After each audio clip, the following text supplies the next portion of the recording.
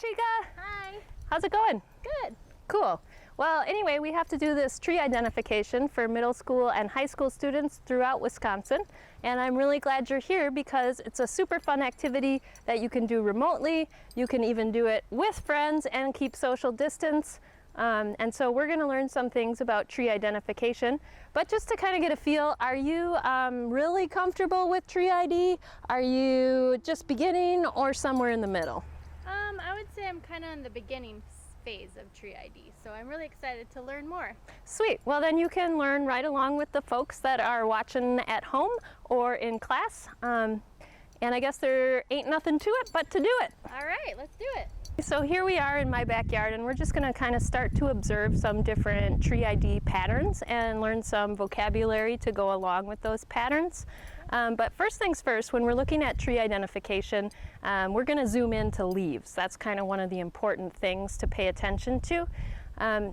And one question for you is, what do leaves do for trees, or why do all trees have leaves? Does it have something to do with energy or producing energy? Yes, definitely. So it's a function question. Leaves are the powerhouses of trees. So they create all the energy. They pull carbon dioxide, and then they have these chloroplasts that break apart water and do all this cool stuff to convert those matters to the form of themselves in other matter. So all trees have leaves. And right here, I want you all to do something at home. So just go ahead and draw a leaf from memory. It doesn't need to be exact, it doesn't need to be precise. We're going to apply some of those tree identification terms to it later, so hang on to it and just think of it as a work in progress.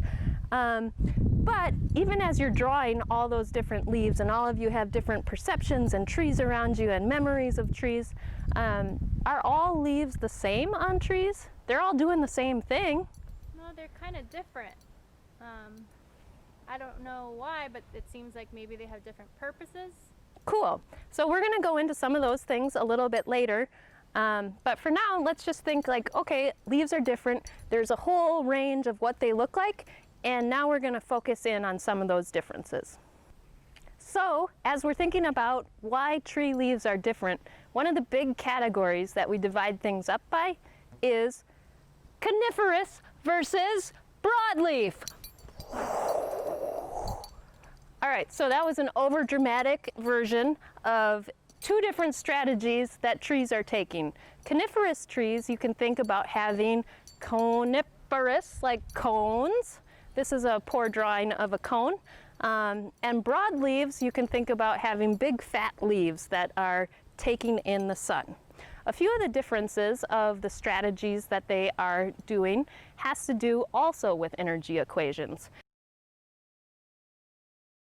So if you think about the length of time that leaves are on trees or needles, broadleaf trees are like, we're not going to deal with winter. There's a lot of cold, freezing, dryness, so we're just going to shed our leaves every year in the fall.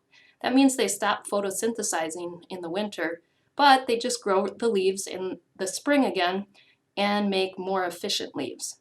Coniferous trees, on the other hand, have needles that they hold for multiple years. So they don't hold them forever, they replace them every like 4 to 10 years depending on which tree, but that means they can photosynthesize all year round, which gives them a little bit of an advantage in really cold and dry environments. Oh, and fun fact, in the broadleaf trees, some of those fall colors are because chloroplasts, which make chlorophyll and greenness, stop working. So they're not photosynthesizing and they suck all their energy back into the tree. So basically there's some physiological trade-offs for the energy needed to make your leaves and then maintain that powerhouse structure during the winter. Coniferous trees give up a little bit of efficiency with how they're built, with stomata that are smaller, and a few other cool adaptations. But on the flip side, broadleaves concentrate their photosynthesis in the months when there's the most energy, and they have a super duper efficient vascular structure that I'm not going to get into a ton here, but it's pretty cool when you start looking at different adaptations and some of those appearance pattern differences that come up in leaves. Finally, I'm just going to touch on structure for a second. You can see that broadleaves fill out the canopy and can really collect and be efficient in capturing that sun, whereas coniferous trees need to deal with heavy snow, frost, freezing, so they have a pretty much smaller surface area, making them way less efficient. We've also talked about some of the stomata differences and other physiological things, but just think about some of these as you're thinking about why leaves might be different. So those are a few of the whys in terms of this big category difference. We're not going to get that nerdy into some of the other categories, but just know that this is a big starting point. Just to test your knowledge here, we've got a whole bunch of trees here. Let's take a big sweep and a zoom and see if we can find any coniferous trees.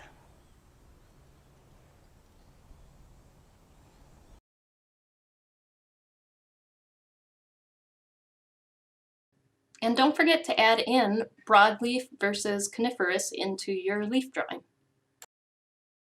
Here's another big category of leaf differences. We've got compound versus simple. You might be like, what does that mean? So let me show you. We'll start with compound. I'm just going to take a little bit of a leaf off here. And you might be thinking, well, geez, Kate, that looks like there's tons of leaves on there.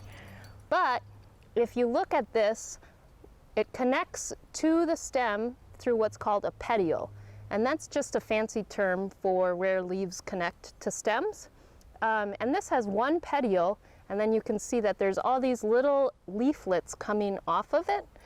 But this is all just one leaf, which makes it a compound leaf. Hey, Jenny, would you come and grab a leaf from that shrub over there, and we'll talk about what single means?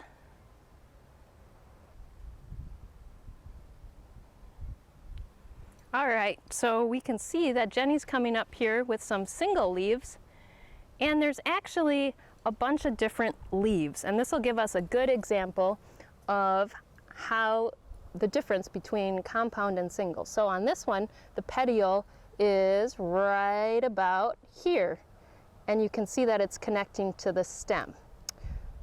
And we'll just pluck that off. And if you look really close, which we're not going to be able to do on the camera, there is a scar that you can see, whether it's a compound or a simple leaf. And each of these are single leaves. And I'll show you some examples of a whole bunch of different simple and compound leaves. Woo, getting there. Just to go back to our tree identification terms, we can add a couple other things onto our leaf. So I'm just going to add some coarse single teeth and a smooth leaf base onto my leaf. And then we also can look at sinuses and lobes. So oaks tend to have pretty big lobes and a distinct lobe pattern. And maples have an interesting sinus pattern. And last but not least, let's add in some veins. So here's another difference that you can use to differentiate between trees and leaves. In one example, we have a thing called opposite, and that just means that trees have opposite branches.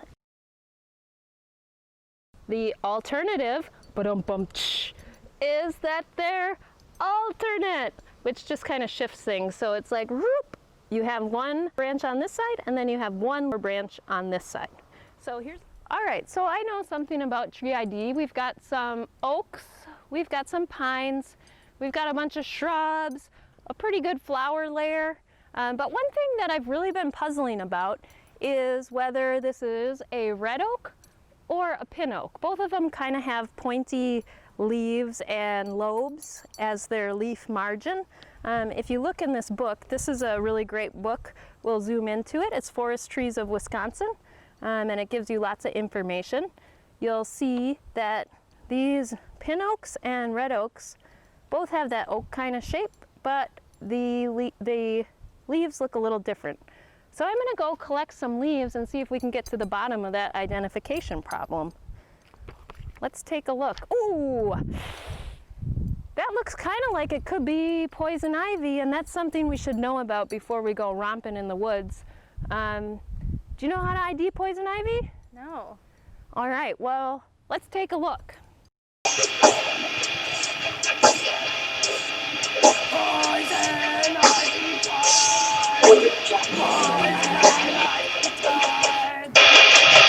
All right, so we've all heard the leaves of 3 let it be to identify poison ivy.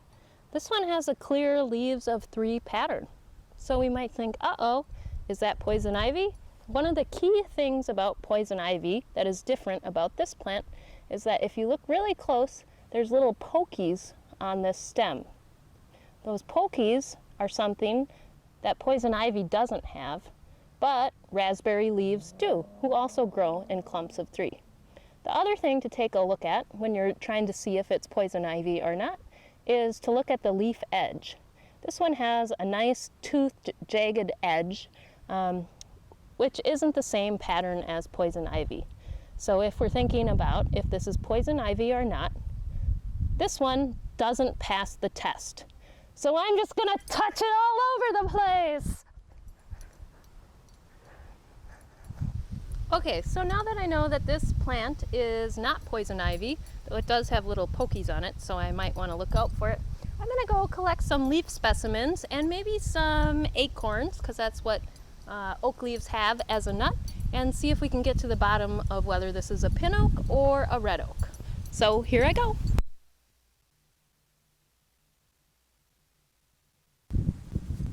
I got some, but I still can't tell. We probably need to go on a field trip.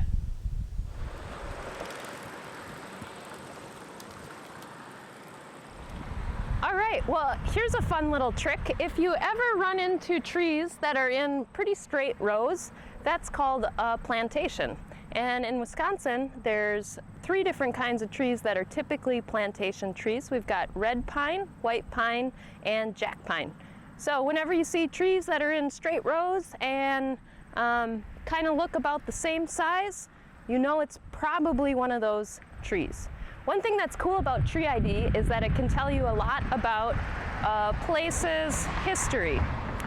So these are red pines over here. They're super sun-loving. They love being in the sun. They hate the shade. They're called shade intolerant, and there's a gradient, a continuum of how much trees like or don't like sun when they're growing up as babies. So here we know that this was a big open area. Speaking of open areas, if you just zoom a little bit that way, you can see that there's some poplars coming in. Those kind of look like aspen. So that's another tree that tells us, like, hey, this was an open area because we love the sun.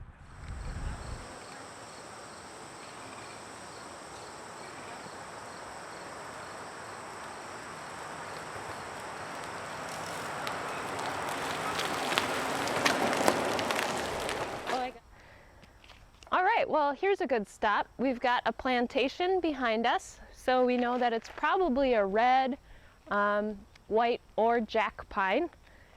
And Leaf has a cool key called a dichotomous key. Basically, it gives you 2 options between, like, is it this or this? You decide, and then it'll tell you to go to the next number. It's kind of like a choose your own adventure story, which I think is an antiquated reference that most people won't get.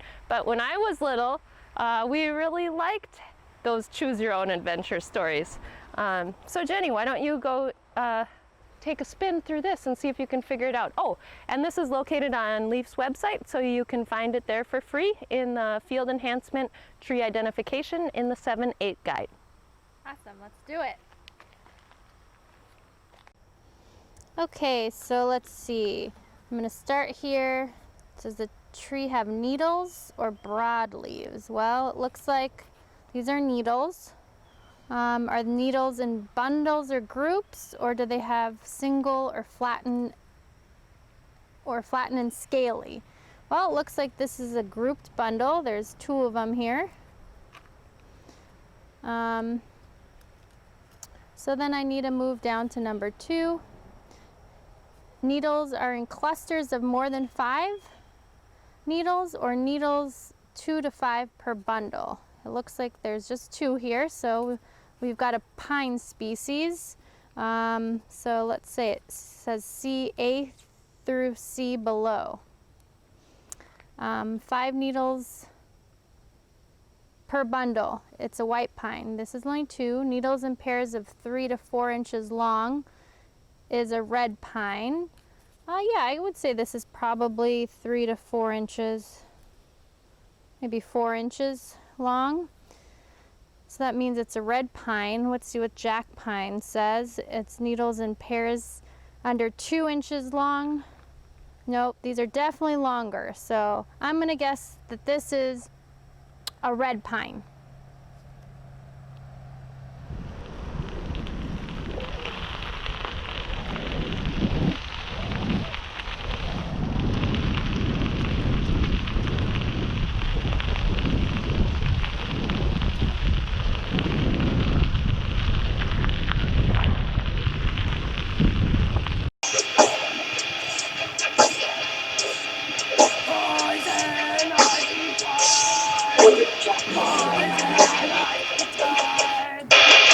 Do you think this is poison ivy or not?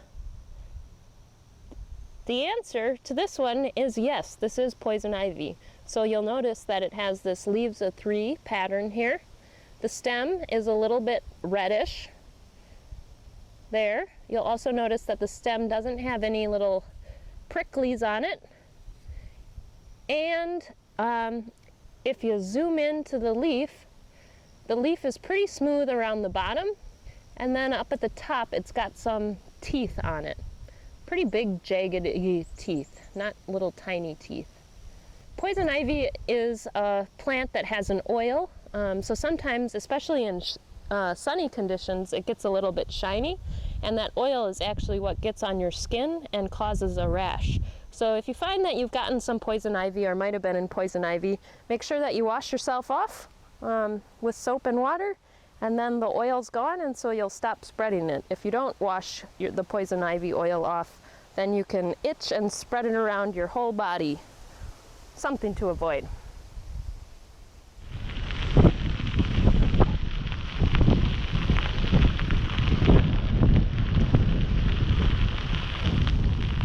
Well, this is kind of a fun spot because, like forests can tell us about the past, they can also tell us about the future, and knowing tree identification can help you understand the future of the forest. So this is cool because here we have a maple tree that is a seed tree, so it's producing the future generation. We have an oak tree that is a seed tree, so it's producing a future generation. And we have a white pine, which is also a seed tree and producing the future generations. But because of different conditions, some of these trees might win out. So let's take a closer look and see what kind of trees are going to be the next generation. All right, so we're just going to do a little informal understory inventory.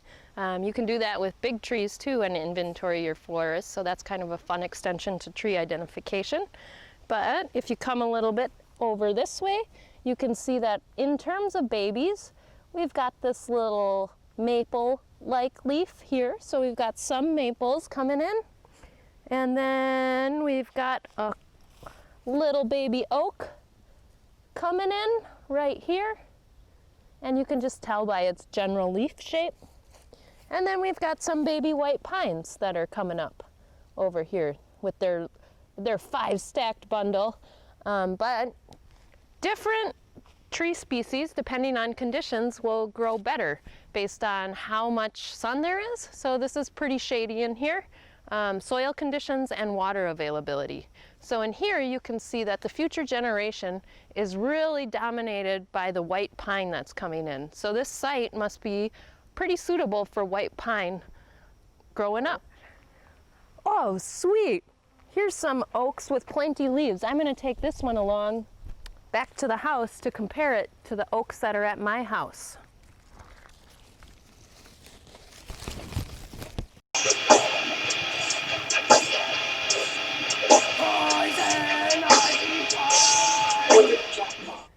All right, so do we think that this is poison ivy or not? Taking a closer look, we can see that it's got the telltale leaves of 3. Maybe let it be. But this one, if you look at the edge of it, is a smooth edge all the way up. So this is actually a different plant. It's called hog's peanut, and it's not poison ivy. But, check it out. There's some secret sneak attacks in here. Look at this one. We've got leaves of 3, jagged edges.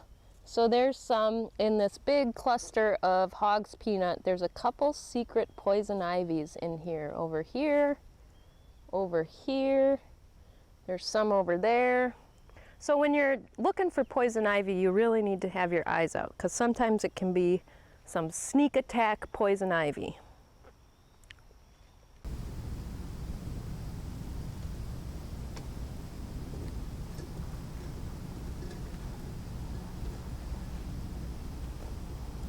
Well, hey, that was a pretty good adventure. Yeah, that was so fun. Cool. Well, just to review, we learned a couple things. We went through some different tree identification patterns and a couple tools to do that. We learned some patterns of succession, or a forest past, present, and future. And we also learned how to identify poison ivy. So not all in not a bad day. No, not at all. Cool. Well, let's just get back to that oak mystery. All right, so here's the oak leaf that I got from our adventure on the river, and here's the one that comes from my backyard. And when I look a little bit closer, trying to figure out which one's which, or if it's red oak versus pin oak, I'm still not really sure. What's some more information that we might need to collect to be able to identify these trees?